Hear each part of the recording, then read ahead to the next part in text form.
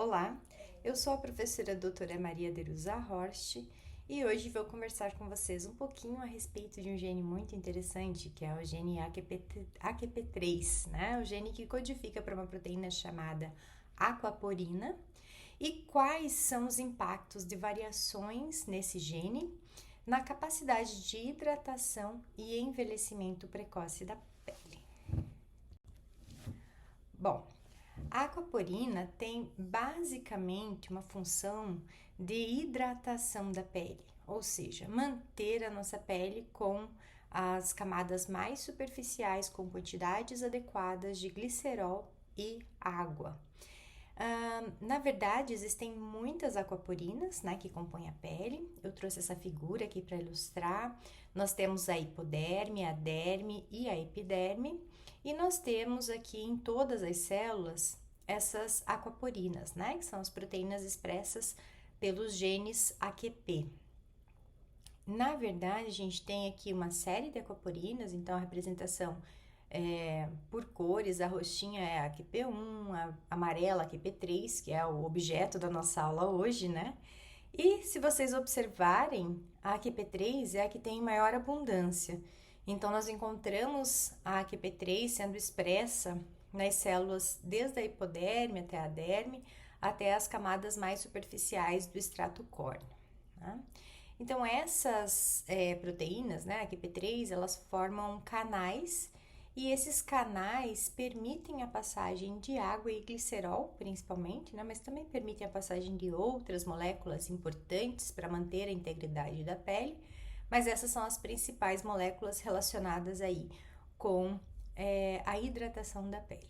Então, elas permitem a passagem, né, dessas moléculas de água e de glicerol, desde lá da hipoderme, né, que vem pela circulação sanguínea, que nós temos os vasos sanguíneos irrigando a derme, e permite que essa água chegue até as camadas mais superficiais da pele, né, o extrato córneo, mantendo então a sua capacidade de hidratação, né, retenção de líquidos e glicerol principalmente. Eu trouxe aqui para vocês também uma imagem, né, de imunistoquímica. Então, esse é um corte, né, de uma célula da pele de um ser humano e foi realizada uma reação de imunistoquímica justamente para marcar a aquaporina 3.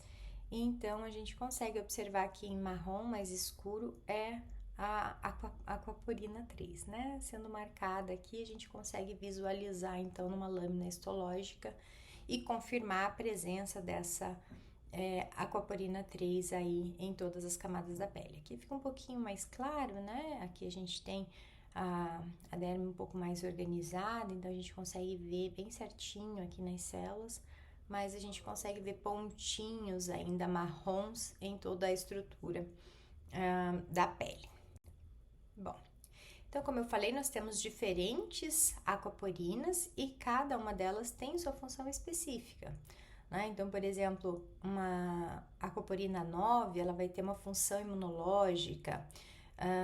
A AQP1, a AQP7, juntamente com a AQP3, terão funções de trocas de fluidos dos capilares. A AQP1 relacionada aí com migração de melanócitos, transferência de melaninas, melanossomos, né? Que promove a coloração da pele. E a AQP3 fica no centro das aquaporinas, justamente porque ela é a mais abundante e é responsável também pela hidratação da pele e também relacionada aí com o processo de cura da pele. Por exemplo, quando a nossa pele sofre, então, queimaduras, né? Então, esse trabalho mostrou muito bem a função da aquaporina 3 na recuperação da pele que sofreu queimaduras. Então, existe uma upregulation, ou seja, um aumento da expressão da aquaporina 3 em locais próximos da queimadura, justamente para aumentar, né, o fluxo de moléculas que auxiliam aqui na cura dessa derme que está lesionada, né? Então, a aquaporina 3 aqui, como o texto está explicando, ela tem essa função aí de transportar principalmente água e glicerol, como eu falei para vocês, que é um processo importantíssimo, né, na questão da proliferação das células para repor aquelas células que foram danificadas, promove a migração de queratinócitos aqui para restaurar a pele que foi danificada.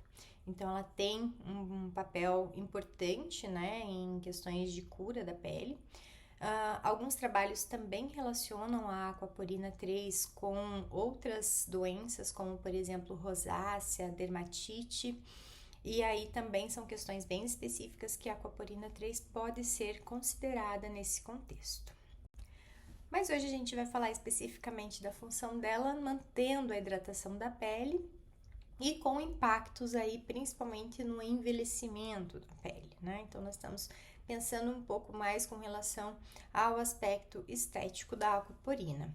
Então, como eu já falei anteriormente, né, a principal função dessa proteína é formar esses canais pelos quais a gente tem um fluxo, né, de água e glicerol, e essa água e glicerol são mantidas aqui no estrato córneo e vão estar relacionados aí principalmente com a síntese de lipídios que mantém o estrato córneo íntegro, né, e bem hidratado. Então, a aquaporina 3 é essencial para esse processo aí de transporte das moléculas pelas camadas da pele, né, desde a derme até o estrato córneo. O que acontece é que essa proteína, né, a aquaporina 3, que forma os canais, ela tem um gene que é responsável pela expressão dela, que é o gene AQP3, e esse gene apresenta alguns polimorfismos, ou seja, tem variações genéticas no gene que codifica essa proteína. E quando a gente tem polimorfismos genéticos, a gente pode ter impactos funcionais nessa proteína.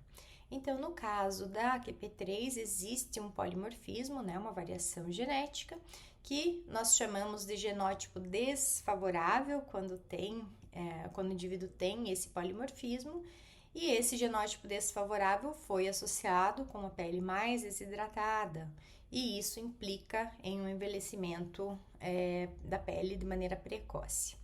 Mas é claro que nós temos tratamentos que podem auxiliar, né, reduzir o impacto de um polimorfismo desfavorável. Bom, a importância, então, do gene AQP3, do polimorfismo, especificamente do gene AQP3, ela foi levantada em vários estudos científicos. Eu trouxe para vocês apenas um exemplo aqui de uma assinatura genética relacionada aí com o envelhecimento personalizado da pele e algumas implicações na prática clínica. Então, ele foi um estudo realizado em 370 mulheres. Eles avaliaram 15 polimorfismos, né, além da aquaporina. Eles também investigaram genes específicos relacionados com a atividade antioxidante, com o papel protetivo, relacionado principalmente aqui com o metabolismo hormonal, né, com o suporte e elasticidade da pele, aqui o da MMP1, que nós falamos na aula anterior, na resposta imune, e para a hidratação da pele, eles destacam aqui o polimorfismo no gene AQP3, esse RS aqui, que é o 17, 55, 37, 19. Então, esse polimorfismo, ele é relacionado com a desidratação da pele, né? Quando tem o genótipo desfavorável, e isso traz implicações para o envelhecimento. Então, nesse esquema, eu mostro as diferenças. Então, o RS, né, que é avaliado, que é o 17, 55, 37 e 19. Existem, então, 3 genótipos possíveis. As pessoas podem apresentar o genótipo AA, né, adenina-adenina, o genótipo heterocigoto com adenina-guanina e o genótipo guanina-guanina. Esses 2 genótipos aqui são considerados desfavoráveis. Por quê? Se o indivíduo apresentar o genótipo GG ou AG, existe uma menor expressão, né? Então o gene da aquaporina 3 vai ser menos expresso, consequentemente eu tenho menos canais de aquaporina para a água e para o glicerol chegarem até o estrato córneo. E isso foi associado então com uma pele ressecada.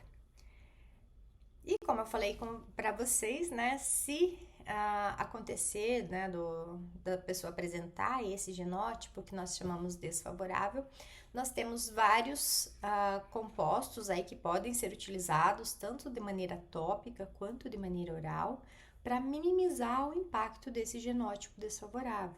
Então, é importante que o profissional tenha conhecimento, né, de quais ativos podem minimizar esse impacto. Também é possível realização de procedimentos estéticos, né, que terão um impacto importante na hidratação da pele, levando aí a um envelhecimento mais saudável e natural. Os tratamentos, então, serão tratados em uma próxima aula. E por hoje é isso que eu tinha para falar para vocês.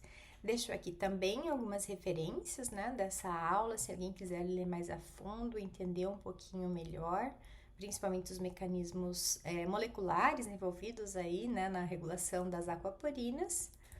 E muito obrigada pela atenção de todos.